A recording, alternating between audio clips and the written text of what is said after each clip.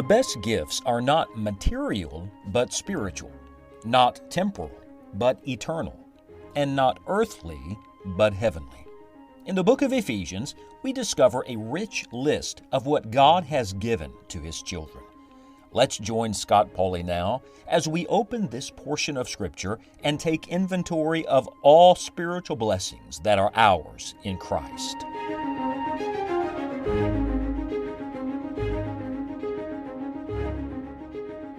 Behold, how good and how pleasant it is for brethren to dwell together in unity. Those are the words of Psalm 133 and verse number 1. And it has always been God's heart for His family members, His children, brethren, to be together in unity. Every parent knows how terribly disappointing and disruptive it is when the children don't get along. Imagine how our Heavenly Father must feel. We've come today in our walk through the book of Ephesians, looking at all these spiritual blessings that we have, to the opening verses of Ephesians chapter number 4. Now, in the recent studies, we have seen the divine wisdom, the divine love, the divine power, and now we come to the divine unity. You see, God's divine resources affect every relationship in life. They not only connect us to God, they connect us in the right way to people around us. Listen to the opening verses of Ephesians 4. I, therefore, the prisoner of the Lord, beseech you that you walk worthy of the vocation wherewith you're called. Let me pause just a moment. You say you're a Christian? Then live like one. You profess to know Jesus? It ought to look like it. We say we believe so many things, but do they really change the way we behave? He's moving here, you see, from the doctrinal to the practical. He's moving, as he so often did, from what we have in Christ to what we're to do with it. So walk worthy of the vocation wherewith you're called. And then he tells us what that looks like. With all lowliness and meekness, with long-suffering, forbearing one another in love, endeavoring to keep, here it is, the unity of the Spirit in the bond of peace. There is one body and one Spirit, even as you're called in one hope of your calling, one Lord, one faith, one baptism, one God and Father of all, who is above all and through all and in you all. It sounds to me like the key word here is one. There are 7 of them. God's perfect oneness. One body, one Spirit, one hope, one Lord, one faith, one baptism, one God and Father of all. Do you get the picture? Our God is a God of oneness. Think of this, the Trinity, the Godhead, God the Father, God the Son, God the Holy Spirit, who by the way, are all 3 mentioned in this passage, are not separate, they are one. The great 3 in 1. There is a beautiful diversity in their work, and yet there is a beautiful unity in their person. That's exactly what is to be reflected among God's people. Look, we're all different. There is a beautiful diversity in the family of God. In fact, in the next verse, verse 7, it says, but unto every one of us is given grace according to the measure of the gift of Christ. God gifts us all differently. But don't miss this. In the diversity, we must never forget that God always wants unity. God wants in us what is true in Him. And what is true in Him? Perfect unity. That's why the Bible says in verse 3, the unity of the Spirit. This is a spiritual principle, and frankly, carnal people cannot live it. When you walk in the flesh, when you're full of yourself and I'm full of myself, there is no way we can live with the unity of the Spirit like God wants us to have. That's why you see so much division in families today. Ephesians has a classic passage on the home. God wants unity in the home. That's why you see so much division in churches today. Ephesians has the classic passage on the church. God wants unity in the church. Somebody said that most churches are more like goat pens than sheepfolds because everybody's always butting heads all the time. Friends, it's not supposed to be that way. When a lost world looks at the church, they ought to see brethren dwelling together in unity. That is why all of our pride has to die. All of our criticism has to stop.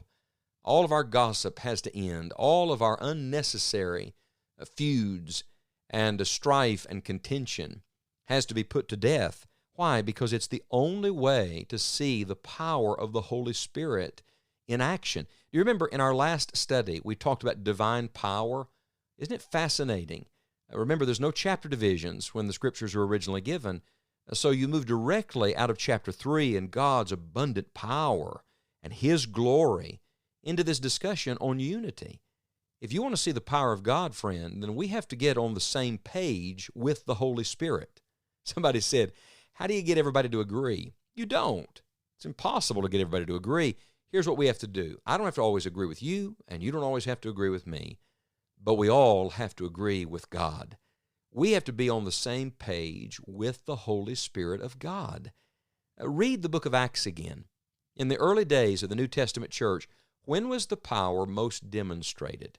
The answer, when we were in one mind and one accord. There was a beautiful oneness. The Holy Spirit always travels the highway of unity. When God's people are fighting with one another, they're actually fighting against God because they're grieving the Holy Spirit of God. The old Puritan Thomas Brooks said, "For wolves to worry the lambs is no wonder, but for one lamb to worry another, this is unnatural and monstrous." I say amen to that. Now, there's enough wolves in this world. The lambs don't need to be giving each other a lot of trouble. A.W. Tozer wrote that 100 pianos all tuned to the same fork are automatically tuned to each other. Can I tell you, the only way we can be in tune with one another is we've got to get in tune with the Holy Spirit again. I say again, this is spiritual. This doesn't begin with you getting right with someone else. It begins with you and I getting right with God. When we get our heart right towards God, our attitude right towards the Lord, and we begin to see others like God sees them and feel towards them as the Holy Spirit feels towards them, then we will be in tune with one another. Now, let me say this. Unity is not the goal. I know some people and places where they've made unity the goal. We just got to get together. We got to get together on this. And so they sacrifice truth. They compromise biblically held convictions. They remove distinctions. That's not what I'm talking about. Unity is not the goal. Unity is the byproduct of being in step with the Holy Spirit. The key here is that it's not just unity. It is, in the words of Scripture, the unity of the Spirit. It is not human unity. It is divine unity. The nature of it is this. It's all wrapped up in who God is, what God says, and what God wants.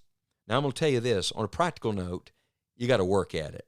You have to work at it. You see, theologically, you can believe everything I've just said.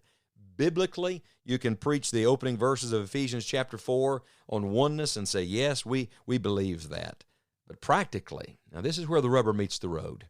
This is really where the rubber slides all over the road. This is where it gets difficult and tricky. Listen to verse 2. With all lowliness and meekness, with long-suffering, forbearing one another in love, endeavoring to keep the unity of the Spirit in the bond of peace. I don't know about you, that sounds like you have to work at this, that it doesn't happen by accident, it happens on purpose. That's why Jesus did not say, blessed are the peacekeepers. He said, blessed are the peacemakers. Because frankly, somebody's got to make peace. Doesn't that sound like Jesus? He came to make peace. He came to make a way so we could have peace with God. Praise His holy name. And what does the Holy Spirit come to do? To speak God's peace into our lives. Friends, you get close to Jesus and you get filled with the Holy Spirit and you'll become a peacemaker too. You'll work to be the initiator that says, by the grace of God, with the help of the Holy Spirit, I want to keep the unity of the Spirit in the bond of peace. It is a spiritual blessing when we learn this powerful truth of divine unity. May the Lord help us not just to know it, may God help us to live it today.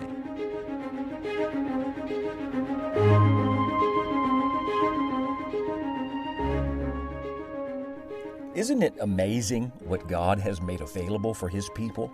Our sincere prayer is that you will discover all that God has for you and be led to true thanksgiving, worship, and praise. Join us again next time as we continue our study of the Word of God. Until then, thank you for listening.